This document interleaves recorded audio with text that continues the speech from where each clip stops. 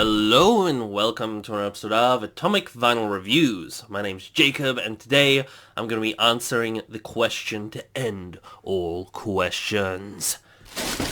What's in the bag? Something really cool happened the other day. I was in the city and I went to a local store there that was Toy World here in Brisbane in the city, which fortunately, despite having all the general children's stuff, has a whole section dedicated to hobbyists. You know, model kits, collectible figures, all that sort of jazz. And out of pure luck, I stumbled upon a bunch of Godzilla figures, which is freaking amazing, because we don't really get very many in stores. Like, I usually just see a couple of NECA figures, because that's one of the few places in Brisbane that you can really get NECA figures in store. However, I went there the other day, and wow, they had a lot more stuff. And one of the things that I found there, apart from, of course, a couple of NECA figures, even a couple of plastic model kit King Ghidorah figures, which I would have picked up, but one, they were pretty pricey, and two, they looked, how do I put this politely, a bit shit. So I didn't get those. What I did end up getting was this massive thing. So we'll pull them out of this bag here, because I carried them home in this bag. And what we've got in here is the Godzilla 1991 Gallery, or what was it? Yeah, Gallery Diorama figure from Diamond Select Toys. I've seen this figure popping up online recently, and it never really spoke to me. I was a little skeptical about it. I wasn't overly flattered with the sculpt or anything, but then I saw it in person. I saw how freaking huge this thing was, and it looked just, I saw it, and the moment I saw it, I'm like, you're coming home with me, mate. You're not, I'm not gonna leave you in that store. You're coming with me. And, yeah, here it is. So, you can see it here. Really, this thing is huge. Like, this thing is a lot bigger than I expected, and I saw reviews of this thing, so I've seen other people handle this thing, like, in videos, so I had a general idea of what to expect, but actually seeing it in person was a bit of a different experience. Now, yeah, it's not the biggest figure in the world, but compared to what I kind of visualized it as, this thing is a good deal bigger, and he's heavy feeling just by the box as well, which is really cool. So we're going to do a quick little unboxing of this figure, but first let's actually look at the box here. So he's got this nice, really big box that shows off the figure in here really well. You can already see that clear plastic waves and all that sort of cool jazz in the box. You got the big Godzilla logo there, so that's very much the new sort of Legendary Pictures Godzilla logo for whatever reason, but then it also says Godzilla down here, Godzilla 1991. I wish they'd use a better logo for this part here, because this is a little bit plain. Like, even the Playmates figures these days use more creative logos, but whatever. And then we have the 65th anniversary of Godzilla here with the little Shin Godzilla logo that they have for that, which looks really cool there. 1954 to 2019, even though it's 2020 now. And we got the price here, so you can see how much I spent on this damn thing. But that's alright. That's pretty standard for something like this in my country. Our currency ain't doing too good at present, but that's fine. Plus, stuff in that store is generally a little bit overpriced as well. I was happy to actually support a store that sells physical Godzilla figures, like, in-store anyway, so that's fine. And that's about how much it would cost if I were to import it anyway. Because I was tempted to pick this up from Big Bad Toy Store, which is a US-located online seller of figures, and I haven't bought anything from them yet, but I've been accumulating a little stockpile of stuff just because I really wanted the Godzilla Monopoly game, and the only way I could get that was from the US. So, even though the postage from that Big Bad Toy Store is hideously expensive, if I accumulate enough stuff, then I could actually warrant, like, having it all combined in one postage pack, and hopefully it won't be too expensive. We'll see. So let's look at the back of the box. The cool thing about this figure, or little diorama piece, is he actually is designed to work with this Ghidorah diorama piece, which at the time of recording is still yet to be released. I think they're going to be releasing this thing soon, so I might end up picking this one up. Although, again, if I order it from the US, to post something this big and heavy, I don't know how dramatically that's going to make my postage cost go up for all those other things. So I'm a little bit nervous. I'm hoping I'll be lucky and it'll end up being released here in Australia, but that's really unlikely. Stuff like this doesn't come often at all. You got a good shot of the figure on the back here, looking really cool there. Got a lot of attitude to his pose there, and the big splashing wave of the boat looks cool. Nice purple sort of stormy background. We got the Toho logo and all that stuff showing that's official, the Diamond Select logo. All that sort of stuff. You got the name of the sculptor and the person who designed it and all that good stuff like that, which is nice that they actually added that, because a lot of NECA figures, even though they have marvelous sculpts, sometimes they, very rarely actually, they have the sculptor's name written down on the box or anything like that, which is a shame, because I would like to know who works on these things. With the box covered, let's open this up and see what this guy looks like out of this cardboard prison. So by the looks of it, the easiest way to open this is probably just going to be from the top. So we could just slice some of these little round circle bits of tape that they have on the top here, on the back here, and on this side over here.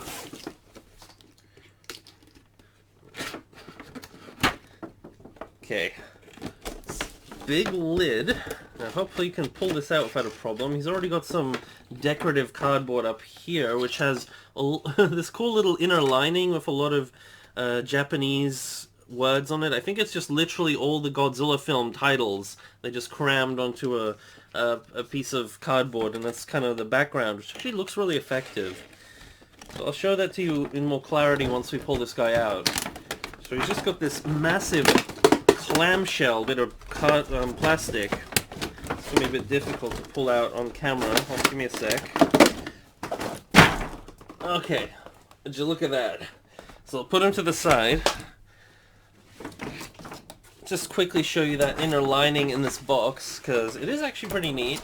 You see inside the box there? All that Japanese text there looks really neat, and that looks to be like old Godzilla movie titles. I see like Mechagodzilla and versus Mothra and stuff like that written in there from what I recognize, so that is really neat. So it isn't just random Japanese text, it is actually like movie titles. Moving on to the pièce de résistance. We got this huge thing here that I've got to open up from this plastic, and already you can see the bottom of the water here, which actually has like a vinyl feeling bottom to it, but it's like a hard vinyl, which is interesting. So I thought it was solid, but it's a hollow, like a hollow vinyl, which is cool. So I guess we just gotta pull them out like this. Is there any tape? There is a little bit of tape, so I'll just break that. Get my snippies again. Snip that. Anything up here? Yeah, a couple of strips. Yeah, that works. So with the tape broken, this just comes off like that. I'll put that down. And, whoa, he smells super plasticky. But, look at that. This guy's freaking big. I like that. Oh, he feels a lot different to what I was expecting. So, I was expecting him to be like a more hard plastic kind of a feeling, but it feels like the water, like I said, is a type of vinyl plastic. It's kind of like a clear, sort of semi-hard vinyl, and his body and his arms and stuff, it feels like a solid plastic, same sort of kind of rubbery-esque type plastic, where it's not a brittle plastic, but it's not necessarily floppy, like a NECA figure. So you got a NECA figure like this guy here. Everyone knows this figure here. It's the 2019 Godzilla NECA figure. Same kind of plastic, basically. So NECA figures are very hefty, solid figures made of a solid plastic that's kind of rubberized. Like you can kind of like move bits. And this guy feels pretty much the same, except for he's just massive. My gripes with this figure before getting him, from seeing some reviews and photos and stuff, were mainly the spines. They're a little bit of a letdown. They're just, I don't know, they're too small, they're not the right shape. So this is meant to be the 1991 Godzilla, and his middle row of spines on that film, that version of him, are massive.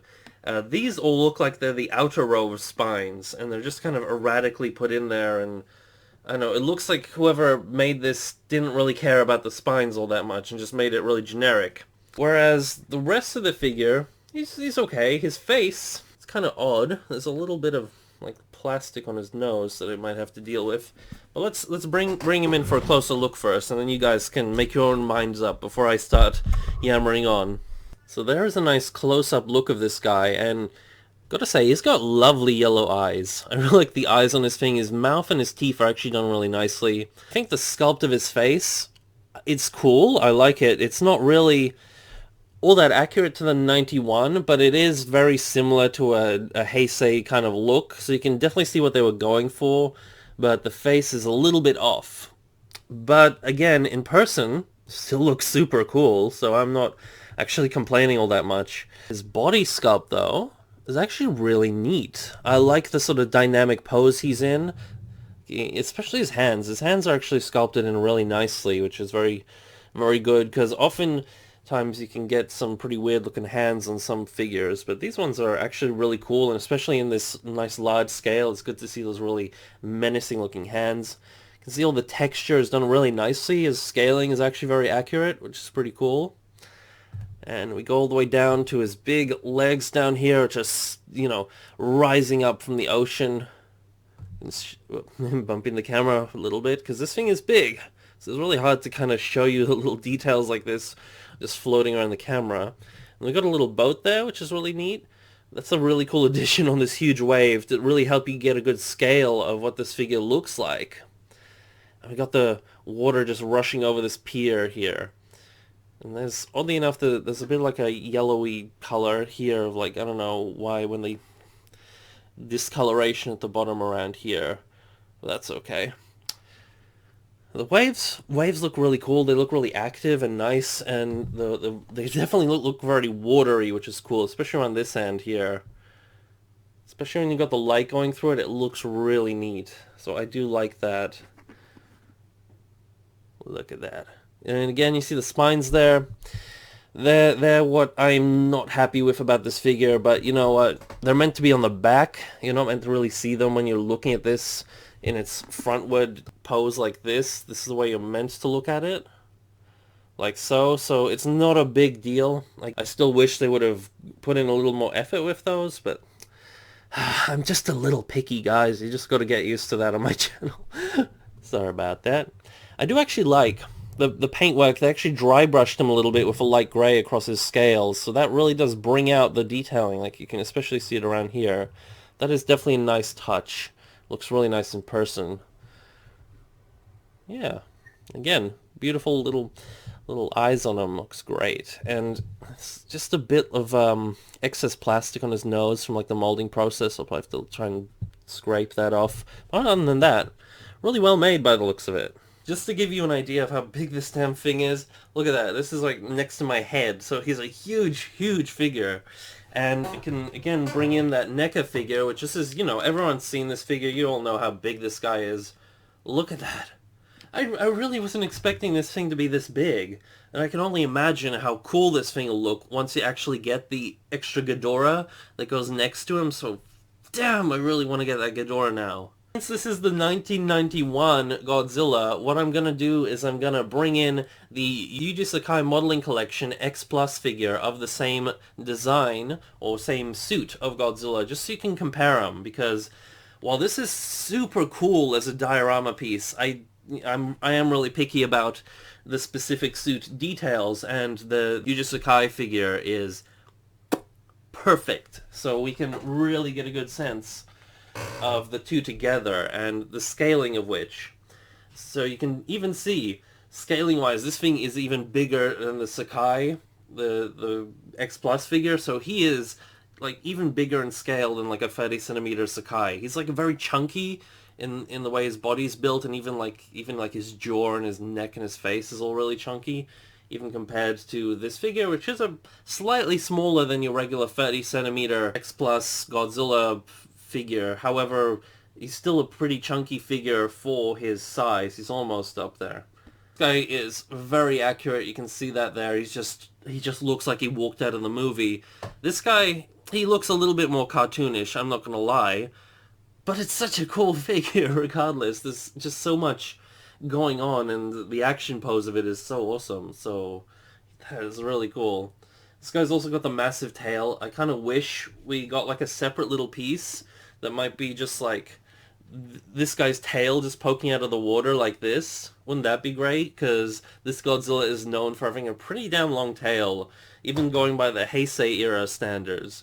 Because look at that, it just looks like it would go, doesn't it? Yeah, these are probably the two figures that I can best compare this guy to, and yeah, they look pretty good together. Again, so this one's where accuracy wins, and just like freaking beautiful sculpt, and you can really see how massive those dorsal spines should be and how they should look. Whereas this thing, they look really dark is another thing compared to this one, and they're nowhere near as accurate, and they look really puny, which is really odd. I don't know why they didn't flesh these out, for lack of a better word. But again, you're meant to display this thing like this, so you're barely gonna see them poking out from the back anyway.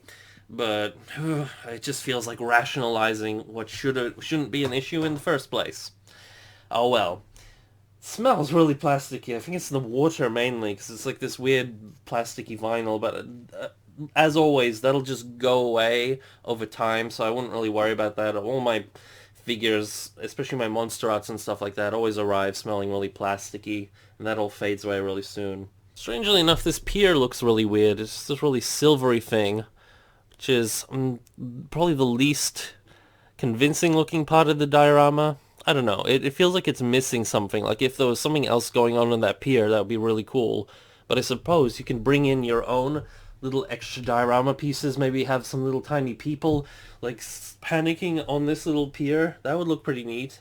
I think anything that's like N scale or smaller should work alright with this kind of scale figure. N scale, for those of you who don't know, it's like 1 to 150 scale or something around that sizing, and it's used in like model trains mainly. And so if you get something that's N scale or even a smaller scale, then it should work with most of your sort of 30 centimeter tall scale Godzillas, if that makes sense. Especially if they're from like the Showa era. So this guy being in the Heisei era, he's going to measure closer to like 90 meters as opposed to like 50 meters if you were Godzilla in life. So he isn't going to scale perfectly with N scale, but it'll still look pretty good, I think. Anyway, I'll do a quick size comparison for this guy, and then I'll probably conclude the video there. I don't have much more to say about him. I just really like this guy, actually. I think he's done pretty well. For a figure that I wasn't overly sold on from the photos, just seeing this thing in person really changed my mind about this thing. So that doesn't happen that often, for me at least, which is really cool. And look at that, I just love that action stance for him. He looks really ready to go, so you can definitely see that he's meant to be with that Ghidorah figure. So I want to get that Ghidorah. But yeah, let's do a size comparison.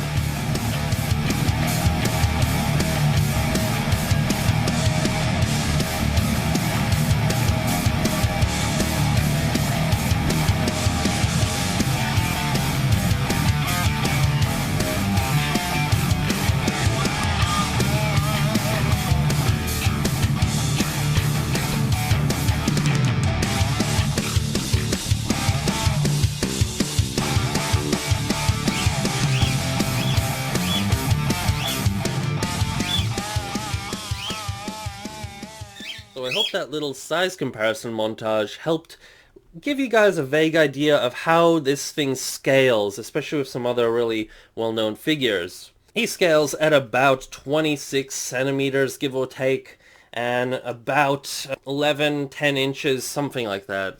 It's a little hard to tell, but that gives you guys a rough idea of how big he is. But like I said, in person, he feels really chunky because he's got a really broad sculpt.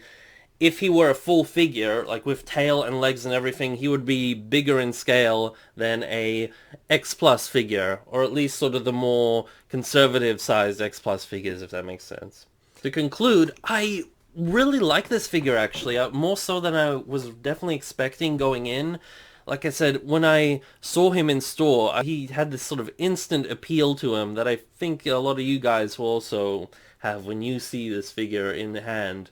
More so than just seeing him online. Then again, don't take my word for it fully, because I've definitely had experiences where I've seen reviewers say something like, oh, this figure is so incredible in hand, and then I got the figure, and then against my better judgment, and then I got it, and I'm like, yeah, it still has the same issues that I had when it was just like a photo.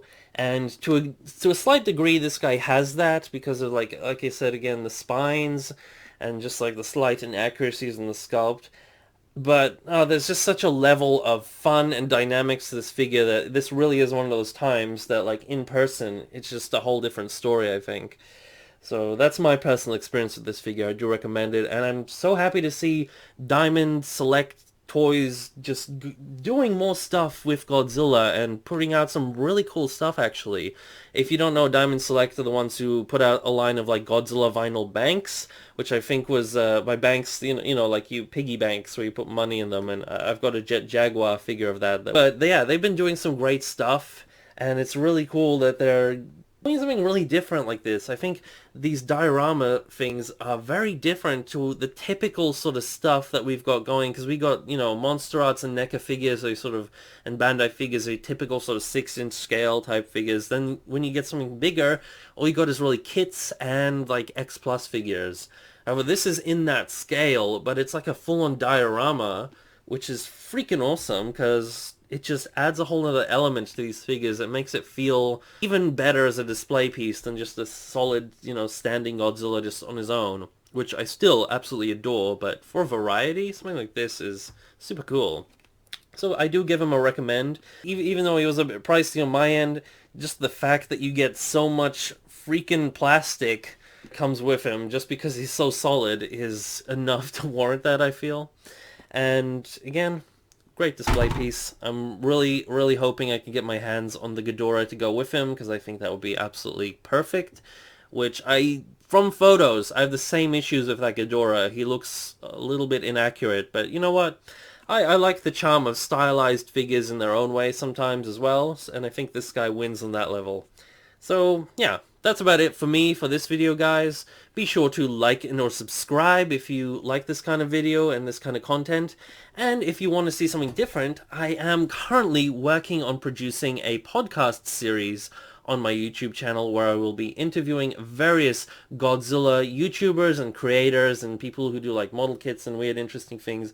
Just fans of Godzilla and just learning about their experience as fans in their relative country and growing up and all that sort of stuff. And if that sounds like something you'd be interested in, then do like and subscribe for that as well. Because, yeah, that's something that I'm really excited to get more into. But enough shameless self-promotion. Let's finish off the video. So, until then, may all your vinyl be irradiated vinyl. Over and out.